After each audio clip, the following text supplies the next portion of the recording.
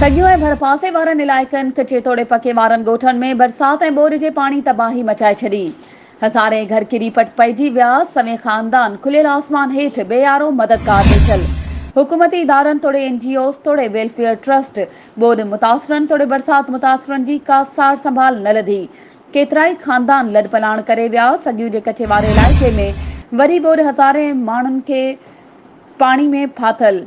PP अॻवान सरदार शाहनवाज़ खान कलोड़ो ऐं PPUC सगियो जे general secretary मियां असदुल्ला चना जी कोशिशुनि सां PP MNA doctor Mehreen Bhutto पारां आर्मी रेस्क्यू टीम हिकु सरकारी ॿेड़ी सां ॿोॾि जे पाणी में फाथल ॻोठाणनि खे SM बचाव बंद वटि मुंतक़िल करण जो कमु करे छॾियो।